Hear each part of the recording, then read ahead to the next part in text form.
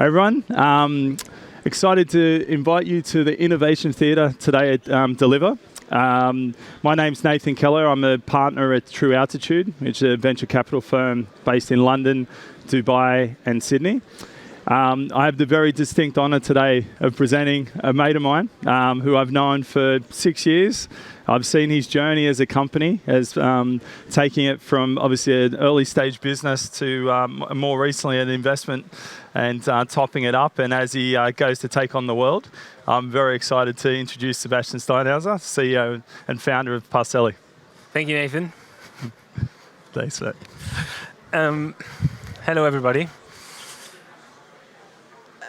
It's really odd to speak to an audience with headphones on, but it's a great experience. I enjoy it already. We want to talk today about the hyperlocal network and hyperlocal fulfillment opportunity as a whole.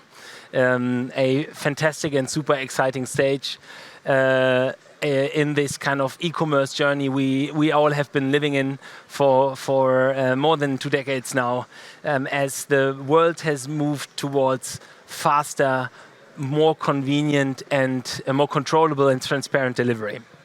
So what we want to look into today is, first of all, a little bit a description of the new normal, the market development and the status quo of what customers expect today.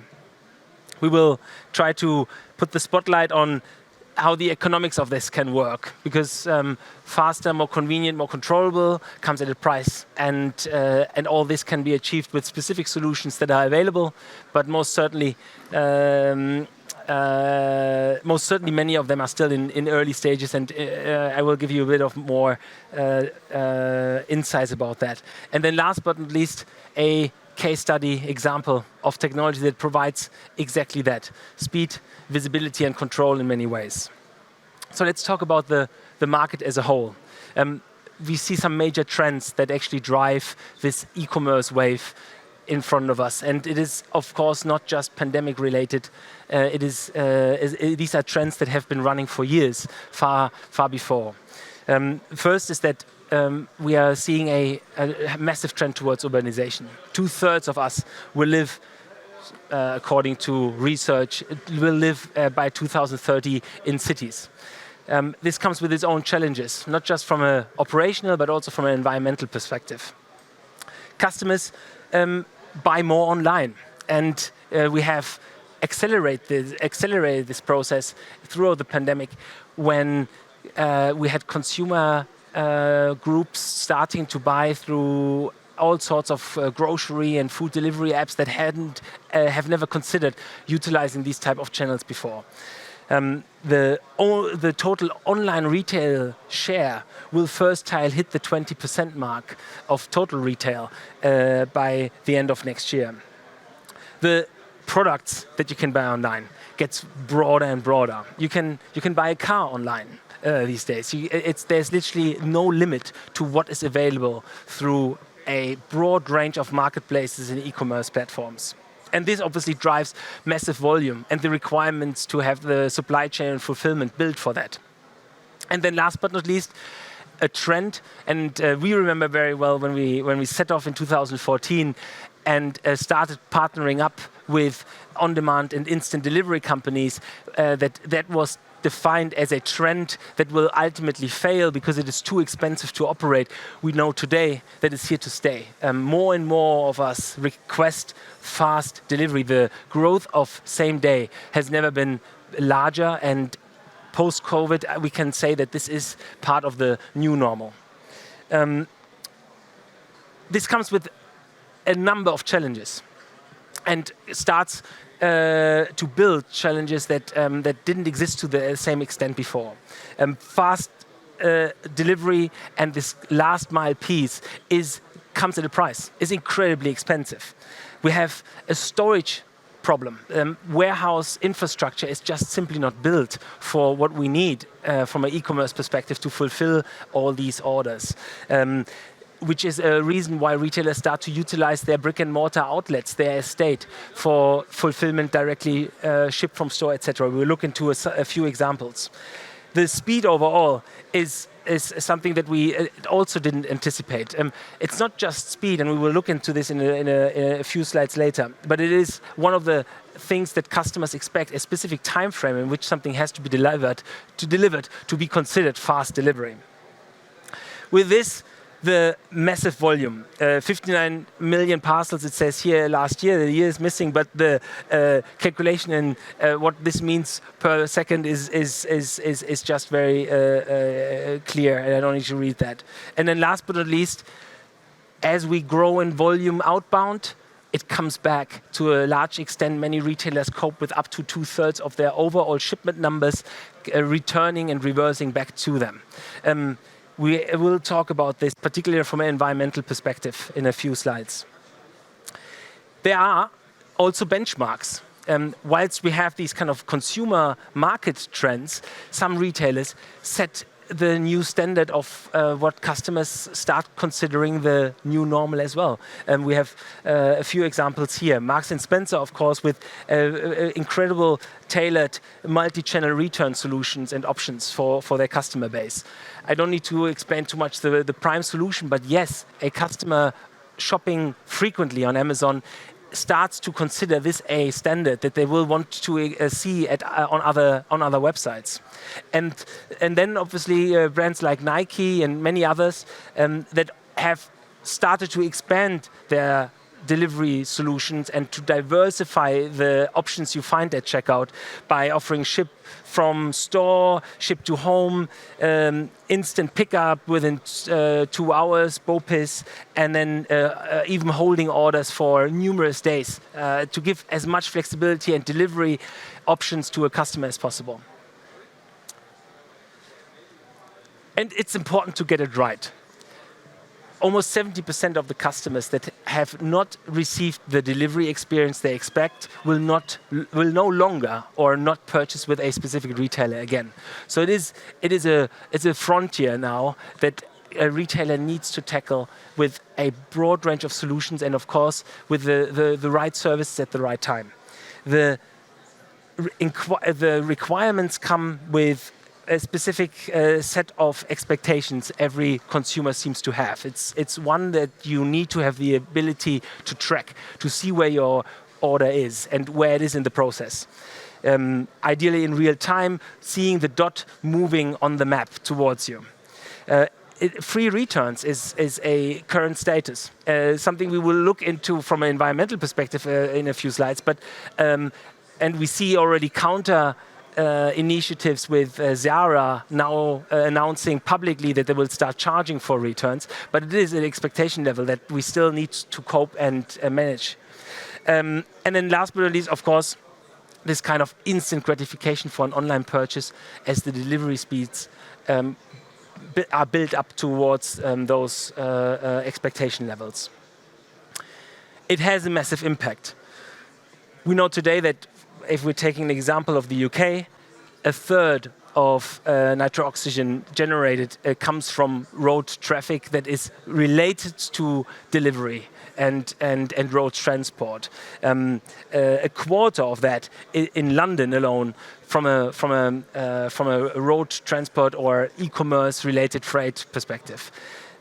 15% of London's air pollution is directly related to e-commerce, and these are shocking numbers. And initiatives like ultra-low emission zones, ULEZ, etc., are a first step towards the right direction, but it is of course not the only way of how we can deal with this.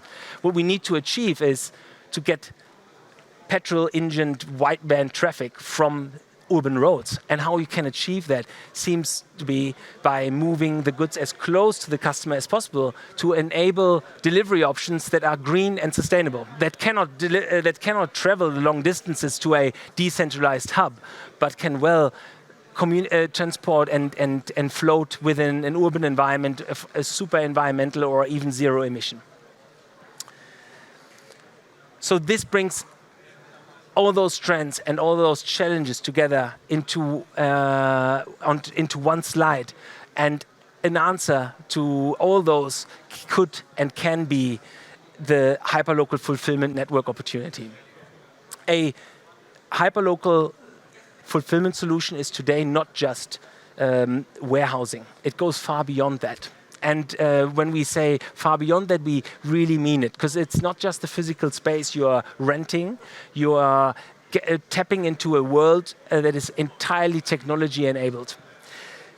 Returns and returns consolidation is a fantastic opportunity that only microhubs provide. A decentralized warehousing solution will not have the proximity to your customer base to allow a customer to fly by and drop off a shipment they don't want. Click and collect as a standard given almost when we talk parcel shops and Pudo is a clear given, but also leave safes integrated into a retail process.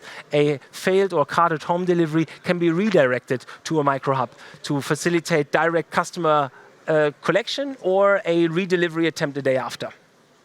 And then last but not least, everything around cross-docking.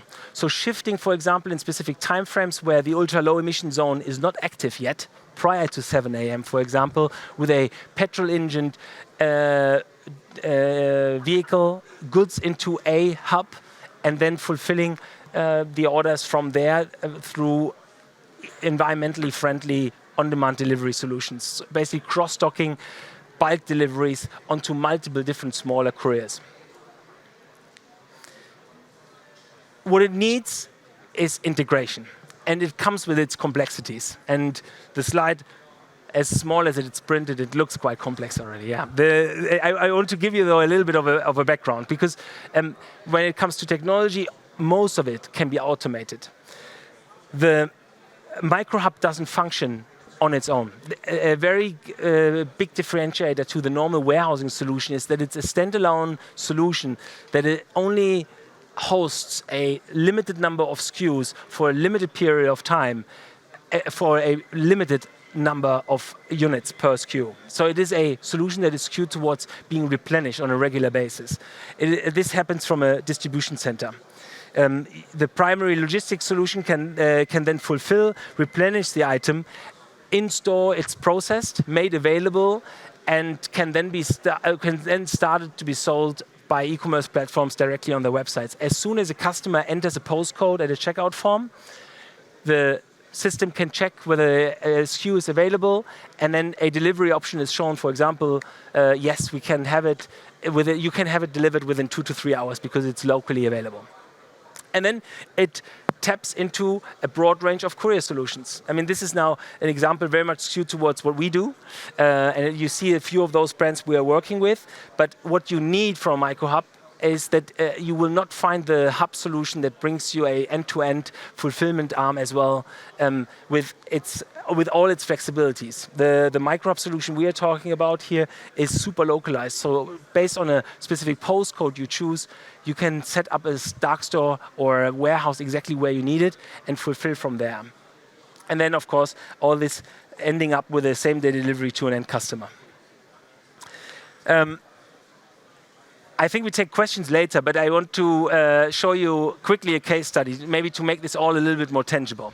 One of our clients is Krispy Kreme. A great example that microhubs are not just for packaged goods, fashion, electronics, DIY, etc., etc. It works also very well and sits very well within the FMCG market.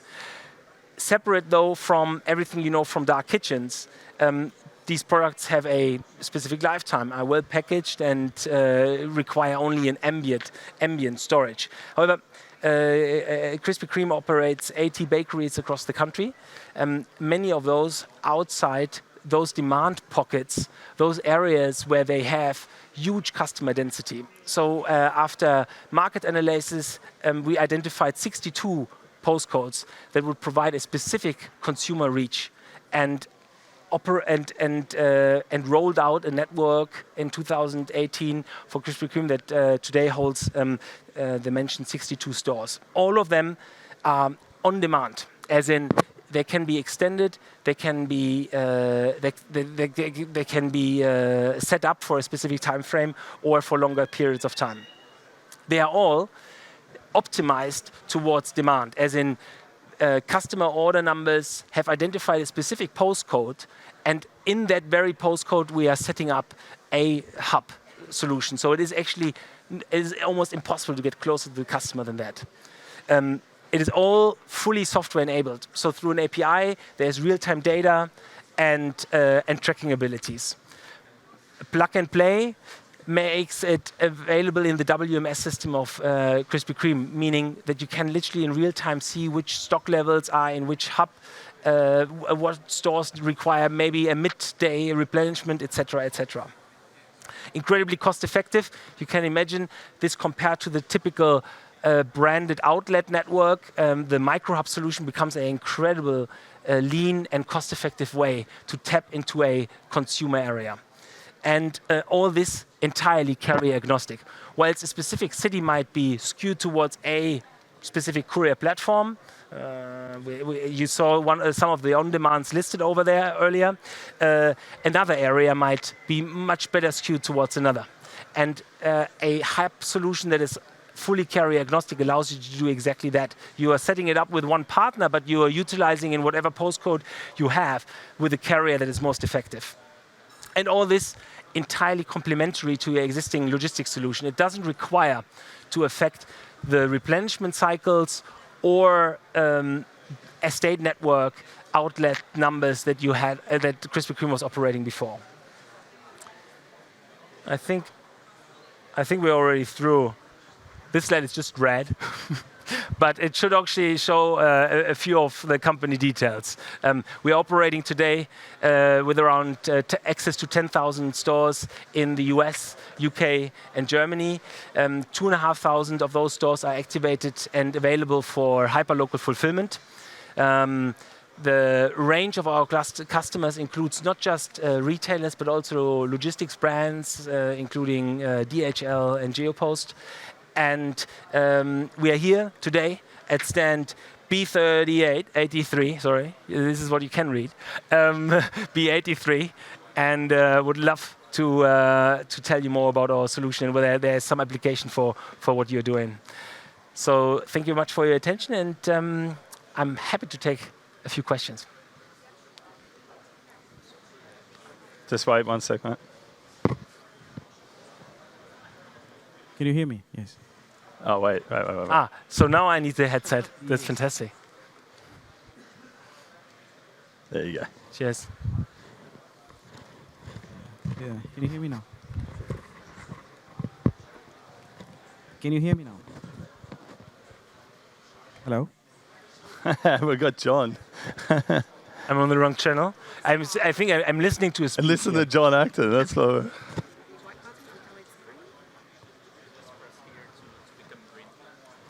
Oh, so it's the wrong color, is it? Blue. Oh, just press once. Ah. Thank you. We need green. Okay, thank you. Can you hear me now? I can hear you beautifully. Yeah. Okay, thanks. So the thing you said regarding the micro hubs, so then you said like you can put the postcode number and on that. So how do you, like you first take the demand of the last 1 year or something, and then you design it that how much stock should be there in that micro hub? How do you calculate it? Yeah. And when you say on-demand network ready to meet peaks, what do you mean by that? Yes, brilliant. Very good question. I think like a major differentiator between a micro hub and a typical warehouse is that you skew it, that local proximity to your customers comes at a price, and that price is space.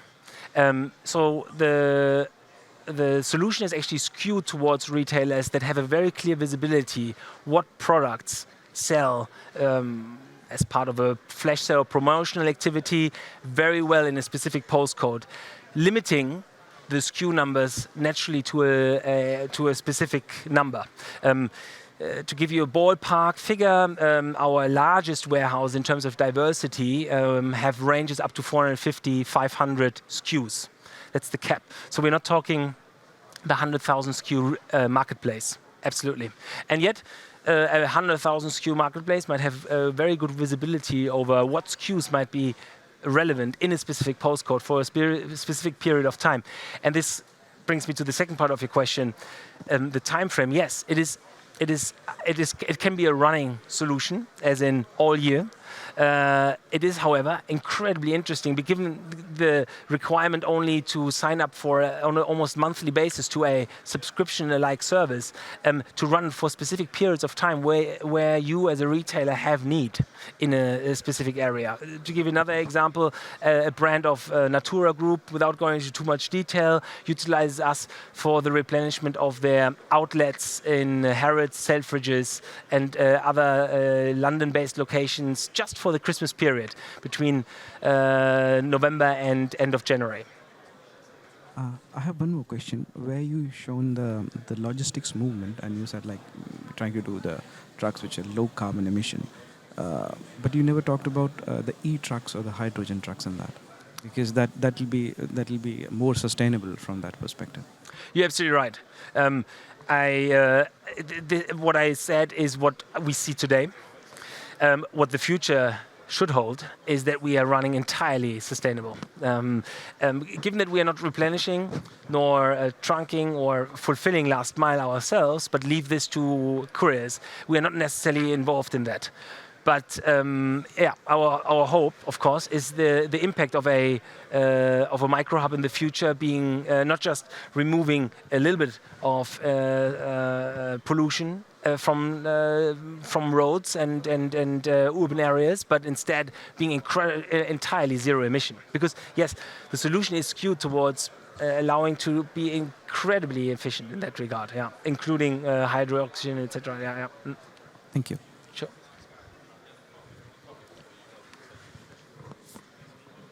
I have a question on the physical part of the hubs, basically. So do you also run those, and do you acquire those hubs? Or because from the software and process point of view, I understand what you're doing, but so who finds these locations? And a sub question to that is, do you also consider mobile or temporary city hubs? So which are maybe not brick and mortar locations, but more container mobile driven outlets for temporary solutions. Yeah, brilliant. So to the first part of your question, how do we find them? We are partnering with large retail, supermarket, wholesale or symbol groups. In the UK, the likes of Tesco's, Booker, Costcutter, etc. So it is a network we get access to and then activate the stores we really need. This is our approach as well in the US now. This is how we're operating in Germany. The 3 markets we are available at the moment. By the way, this was also on this last slide. The second part of your question, how do we diversify in the future? And this is super exciting. At the moment, we're diversifying by adding more typical retail outlets to the pool or to the mix. So literally you find within our network anything from a supermarket to a tiny kiosk and key cutting shop up to a pub. And technically, this is exactly how the solution is built. It is incredibly asset light, so we don't need to own. We don't need to own any space. We literally just tap into the available space and pay the respective location provider for the storage space we take up by retail or logistics volume going through it. And the future is almost open. Yeah? Anything is possible. We're talking parking lots, a test and trial that is in preparation in London. We could optimize locker compartments to an extent that we are using up those overcapacities some of the locker walls have, etc., etc. So it literally plug and plays into almost any available space. Always consistent with our vision and mission that you don't need to set up dedicated space, because we believe there's enough physical space available to cope for a few more years with the e-commerce volume overall. Okay, thank you. Don't know if that's going to be a tricky question or not, but basically in the quest to become hyper-local and on-demand, you mentioned that there's a number of different things to take care of. What would you say is the thing that companies could start doing today that requires least minimum amount of effort and would bring them maximum benefits, something that they can start to harness from day one? As in a new retailer setting up? Yeah. Yeah. I think like the opportunity is massive right now because the platforms available and the solutions available make it already fairly simple with marketplaces, and we saw a lot of e-commerce. We see a lot of e-commerce marketplaces exhibiting today to set up an outlet. Now the range of solutions already allows you now as well to not have a single physical outlet, to still allow instant delivery and instant collection. So this brings us back to the hyperlocal fulfillment solution, where you can literally, without having a single shop or without owning a single outlet, you can allow customers to buy something online on your website, hosted by one of those well-known e-commerce platforms, and collect it in store same day. So to answer your question, what should you consider? Well, consider the customer base you have, and whether this is something that would drive conversion. And I think it is not meant, when we're talking particularly this solution now, it is not skewed towards any type of product. Again, we're not it's not a dark kitchen where something is prepared, etc., etc. It needs to be packaged, ideally ambient. If you want to diversify, tapping into a broad range of potential locations, it should be a product that is simple to handle, etc., etc. Pick and pack is limited, so it is about understanding your customer base and what drives conversion, and then identifying the right solutions. Awesome, thank you. Welcome.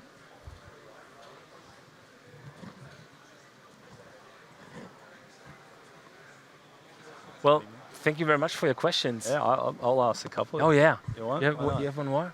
My mic on? Yeah, cool. I mentioned, get rid of this.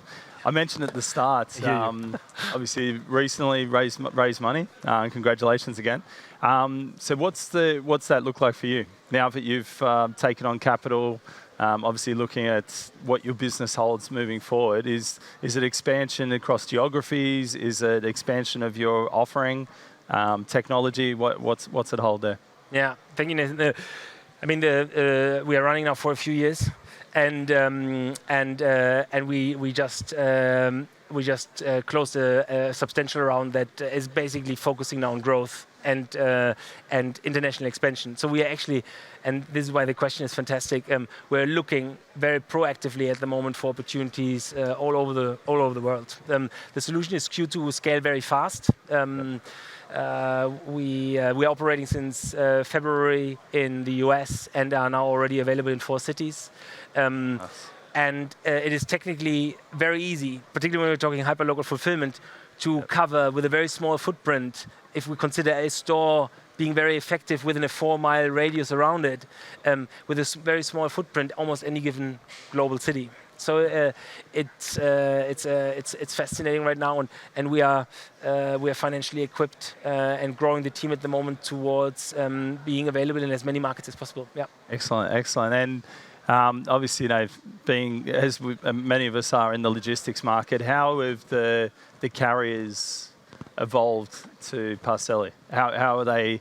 Are they now working very, very nicely with you? Are they still a bit, because I know with Tomato they were a bit standoffish at times. So. Yeah.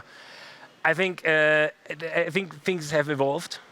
Carriers operate today global APIs, and most of them do very successly, and that makes things easier for software companies as we are. Yeah. That said, yes, I think we offer obviously the in-house capability of integrating very deeply into a system that already exists, as opposed to opposing our own platform onto someone. Yeah. And this might still is still something that is very consistent with what we have seen over the years. That it requires a platform to be modularized and allow to be tailored towards a specific carrier solution. And this is exactly what we have built. A platform that allows almost to integrate in any given carrier platform. One of the reasons why we are now operating with the entire range from express cross-border brands up to the on-demand platforms everybody knows. So it's Awesome. it integrates very well. Yeah. That's great. That's great. And obviously, anyone who's in attendance here, if they're interested in potentially partnering and looking at, if they've got space or they've got thing, they just come to by the stand, yeah? Exactly. Come to stand B83 and talk to us. We'd love to learn more about your last and first mile strategy and how we might be able to assist you with customer convenience, control, and most of all, speed. Amazing. Fantastic. Thank you very much, everybody. Excellent. Thanks, everyone.